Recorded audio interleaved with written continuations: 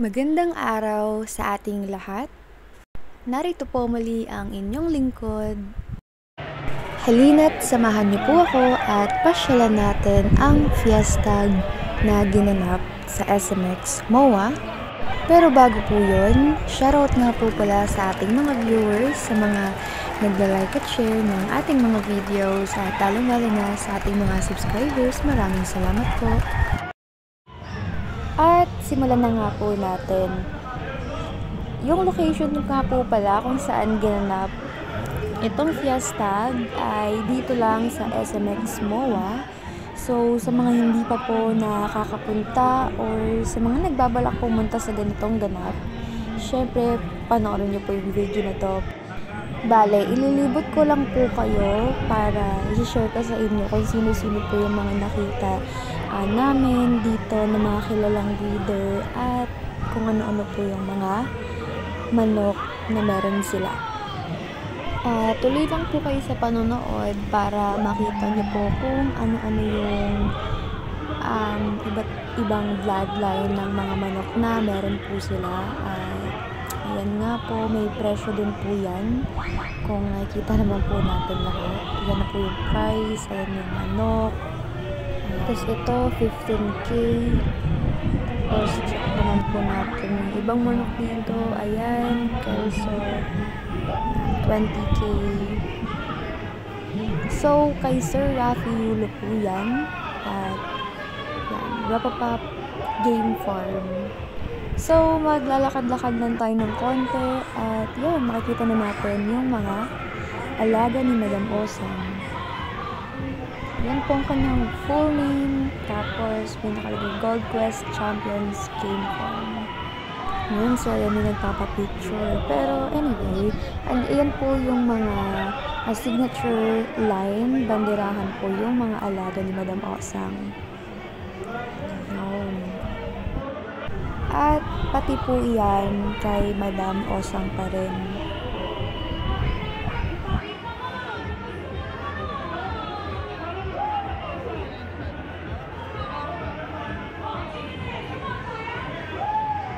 At yan naman po si Madam Osang, yung naka-blue. At syempre after nyan, iikot pa tayo para makita pa po natin yung iba pang mga manok dito.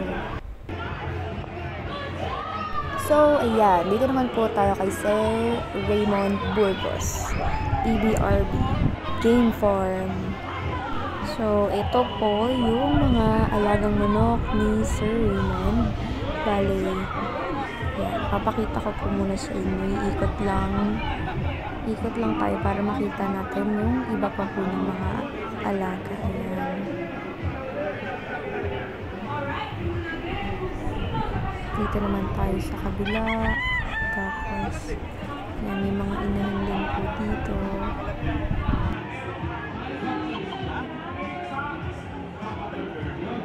Yan. Tapos meron pa po yan, yung mga nasa gilid na magkakapatong po na lagayan ng mga manok. So, dito naman po tayo kay Sir Henry G. Yap. Yan. Tapos, yan, tingnan lang din po natin kung ano po yung mga manok na meron siya. Tapos, ayan, bali ikutan lang po natin para mas makita po natin na malapitan yung iba niya pang manok. Ayan, sold na po pala to. Tapos, yan pa yung iba. Meron po dyang 8K, meron tag 10K, meron din tag 12K. So, yun yung price. Yung iba sold na.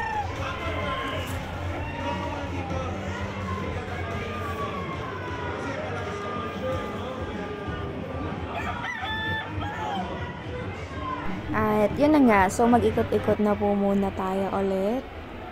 Dito tayo kay... Yan, dito po sa AEJ Game Farm. Sold out po lahat ng kanilang alaga. So, hindi lang po puro mga manok, puro mga alagang manok yung mga nandito dahil meron din pong mga gamot para sa ating mga alagang manok at lahat po ng gamit na para po sa manok meron po dito. So, dito naman po tayo sa Warhawk. Yan, tingnan po natin yung mga alagang manok na meron sila. So, ayan. So, ayan po si Sir. Yung may tinatawag na nagsasalita. Yan po. Marami rin pong mga bulik dito. So, ikot-ikot lang po tayo. Tapos, papakita ko po sa inyo.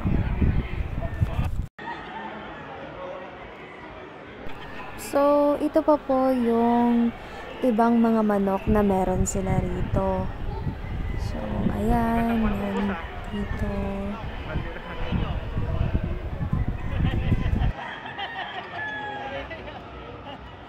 At meron pa po sa kabila yan, napakarami nga pong tao. Pero, okay lang. Tingnan po natin yung mga iba pa nilang alaga. Tapos, lipat naman po tayo sa kabila para makita din po natin syempre yung ibang mga breeders, tapos yung mga alagang meron po sila. Ayan. Yung dito naman po, ito yung kay Sir Bert Celine. So, yan po yung mga alaga niya. So, ayan. Tingnan lang po natin. May mga price din po na nakalagay. Kaso, yan. Medyo hindi makita. Pero meron pong 6K. Tapos, ayan.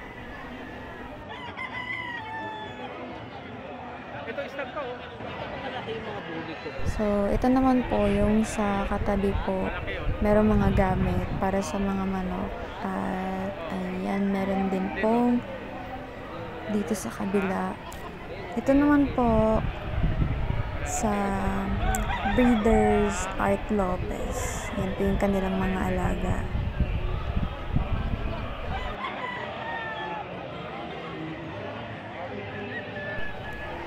So, ayan.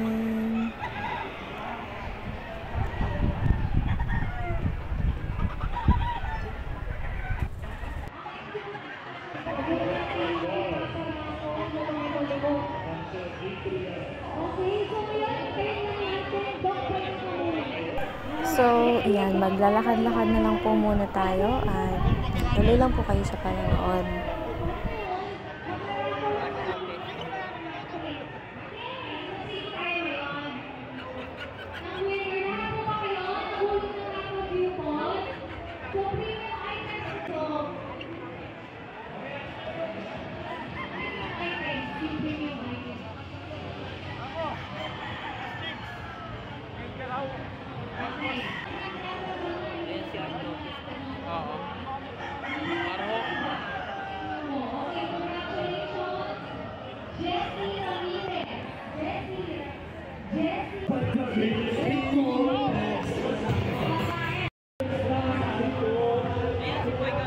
So, ayan, dito pa rin po tayo, paikot-ikot lang para makita natin lahat yung mga manok na meron dito.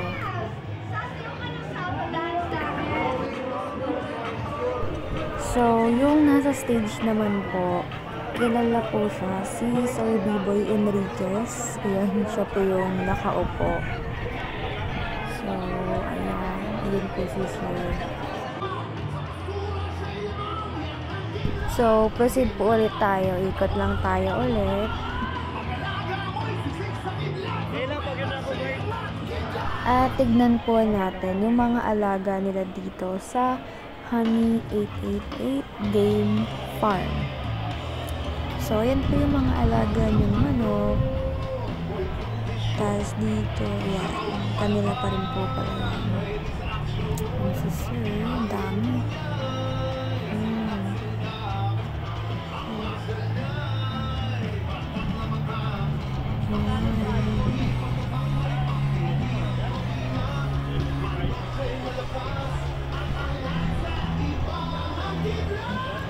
Kabilaan kahit saan ka lumingon Napakarami pa rin po mga alagang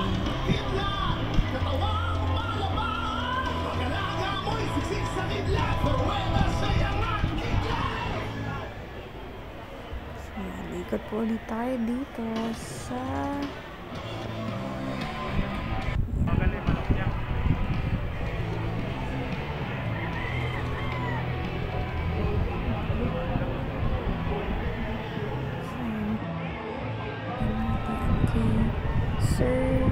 Sir Sunny Lagon. Yun po yung mga alaga ni Sir.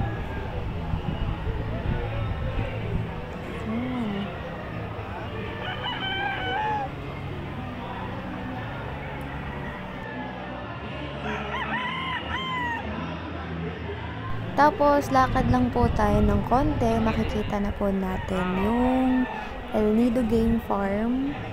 Tapos, ayan po si Sir Dicky Lim, yung nakaupo po dyan banda sa gilid. At yan naman po yung mga alaga niyang manok.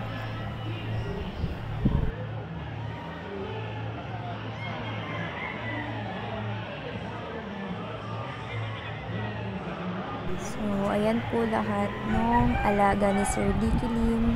Tapos, yung lakad lang tayo sa gilid para mas makita natin ng mas malapit yung iba pa po niyang mga alagang manok.